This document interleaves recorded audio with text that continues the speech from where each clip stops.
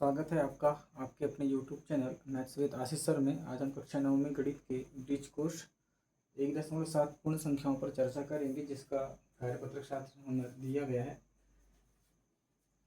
1.7 में हमें दिया गया है पूर्ण संख्याएं। पूर्ण संख्या क्या होती है?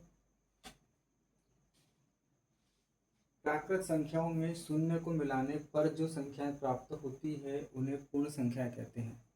जैसा कि आप सभी को पता है, हम प्राकृत संख्या पढ़ चुके हैं। प्राकृत संख्या क्या होती है? वे वस्तुएं जिन्हें गिनने के लिए या गणना करने के लिए प्रयुक्त करते हैं, ऐसी संख्याओं को प्राकृत संख्या कहा जाता है। प्राकृत संख्या 1 से प्रारंभ होकर अनंत तक होती है। अब उसमें हम शून्य को शामिल कर लेते हैं। तो प्राकृत संख्या में शून्य को शामिल करने पर या मिलाने पर जो संख्याएं प्राप्त होती है उन्हें पूर्ण संख्या कहते हैं।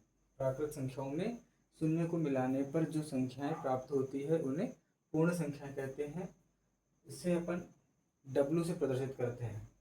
यहाँ W बराबर क्या हो जाएगा? 0, 1, 2, 3, 4 और ये संख्या कहाँ तक होती है? अनंत तक।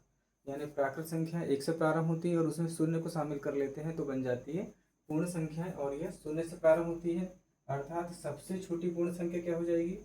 शून्य। सबसे छोटी पूर्ण संख्या क्या हो जाएगी? शून्य हो जाएगी। और सबसे बड़ी पूर्ण संख्या, इसका हम निर्धारण नहीं कर सकते क्योंकि अनंत तक होती है। निर्धारण हम इसका नहीं कर सकते। अब इसके बाद आता है हमारा कार्यपत्रक 7, जिसमें पहला प्रश्न दिया गया है, सही विकल्प चुनकर लिखिए। पहला प्रश्न है, सबसे छोटी पूर्ण संख्या है। यहाँ हमारे पास 4 ऑप्शन दिए गए हैं। Option number 1, option number B में 2 है, सी में 3 है, डी में 0 है। तो सबसे छोटी पूर्ण संख्या क्या हो जाती है? 0, अर्थात हमारा ऑप्शन नंबर डी सही हो जाएगा। दूसरा है, सबसे बड़ी पूर्ण संख्या होती है। 9999 दिया गया है। उसके बाद में दूसरा ऑप्शन दिया गया, तीसरा दिया गया, चौथा दिया गया। तो यहाँ सही आंसर क्या हो जाएगा हमारा? ऑप्शन नंबर डी, निर्धारण नहीं किया जा सकता। तीसरा दिया गया 9 और 11 के बीच की पूर्ण संख्या। तो 9 और 11 के बीच में क्या जाएगा? 10, यानी ऑप्शन नंबर ए हमारा सही हो जाएगा। चौथा, 45 और 55 के बीच पूर्ण संख्याओं की कुल संख्या है। तो 45 और 55 के बीच की कुल जो पूर्ण संख्या है वो हो जाएगी 9। कितनी हो जाएगी? 9। ये ऑप्शन नंबर बी हमारा सही हो जाएगा। और पांचवा है, 17 और 19 के बीच की पूर्ण संख्या क्या हो जाएगी? 18, यानी ऑप्शन नंबर सी। इस प्रकार से हमारा जो पहला प्रश्न था, सही विकल्प चुनकर लिखिए, इसे अपन पूरा कर सकते हैं। इसके बाद में आता है प्रश्न क्रमांक दूसरा, जिसमें हमें सत्य असत्य दिया गया है।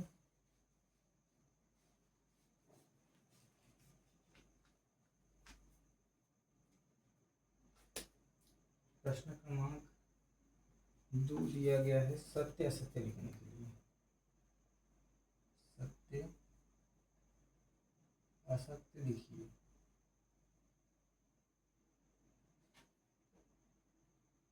पहला दिया गया है, प्रथम 3 पूर्ण संख्याएं।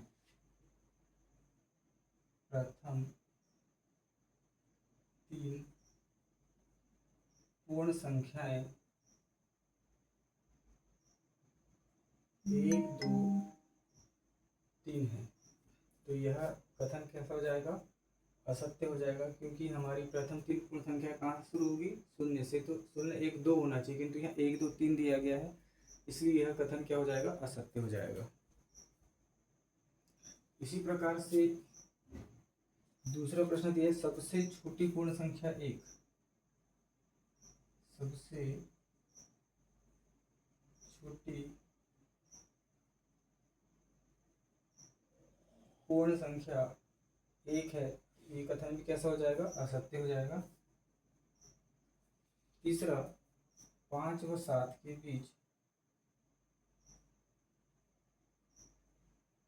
5 व 7 के बीच की पूर्ण संख्या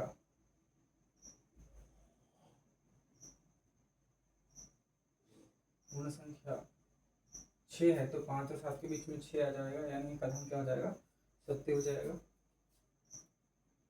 चौथा दिया गया, प्रथम 4 पूर्ण संख्याएं। प्रथम 4 पूर्ण संख्याएं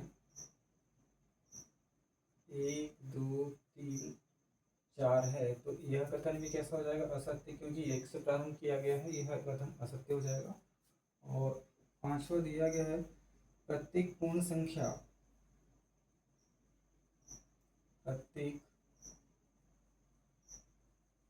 पूर्ण संख्या प्राकृत संख्या होती है,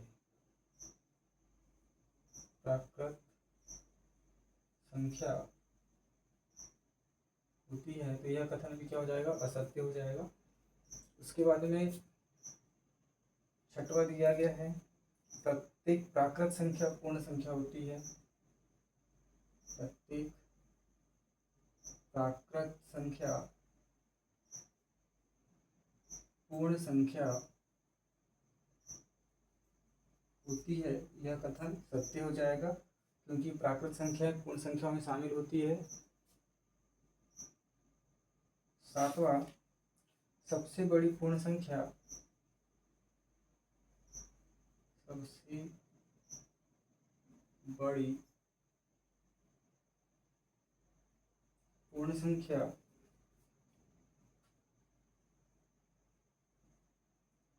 1,00,000, 10,00,000 दिए हैं, यह कथन भी क्या हो जाएगा? असत्य हो जाएगा। आठवां दिया गया है सबसे छोटी पूर्ण संख्या शून्य है,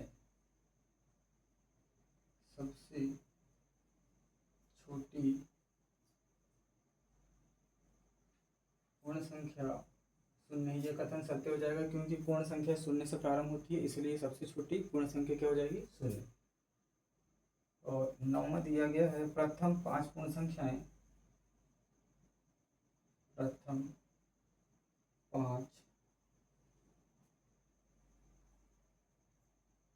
पूर्ण संख्याएं 0, 1, 2, 3, 4 है, यह कथन क्या हो जाएगा? सत्य, क्योंकि शून्य से प्रारंभ करके 4 तक 5 पूर्ण संख्याएं हो जाती है। और 10वां दिया गया है पूर्ण संख्याएं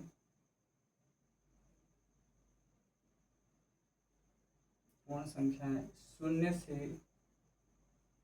प्रारंभ होकर अनंत तक जाती है, यह कथन भी क्या हो जाएगा? सत्य हो जाएगा, क्योंकि पूर्ण संख्या शून्य से प्रारंभ होकर अनंत तक होती है। इस प्रकार हमारा बीज कोर्स का कक्षा 9वीं गणित का अध्याय एक जो संख्या बोध है, जिसमें हमें 1.7 में पूर्ण संख्या दिया गया था। तो पूर्ण संख्या क्या होती है? प्राकृत संख्याओं में अगर शून्य को मिला दिया जाए तो वह बन जाती है पूर्ण संख्याएं। और यह इसे हम W से प्रदर्शित करते हैं, और यहाँ W बराबर शून्य से लेकर ये संख्या जो है वो अनंत तक होती है। अर्थात हमारे पास सबसे छोटी जो पूर्ण संख्या हो जाएगी वो शून्य हो जाएगी, और सबसे बड़ी पूर्ण संख्या जिसे हम निर्धारित नहीं कर सकते हैं। पहला प्रश्न हमारे पास सही विकल्प के रूप में था, जिसे हमने हल कर लिया है, और दूसरा प्रश्न था सत्य असत्य, जिसे हमने हल किया है। इस प्रकार से यह कार्यपत्रक 7 हमारा पूरा हुआ। इसी प्रकार आगे के कार्यपत्रकों को हल करने के लिए हमारे YouTube channel maths with Ashish sir में बने रहें। और यह वीडियो सभी क्लासेस के लिए 6वीं से लेकर सारी क्लास 6वीं 7वीं 8वीं और 9वीं के लिए महत्वपूर्ण है। वीडियो पसंद आए तो लाइक, शेयर एंड सब्सक्राइब करें।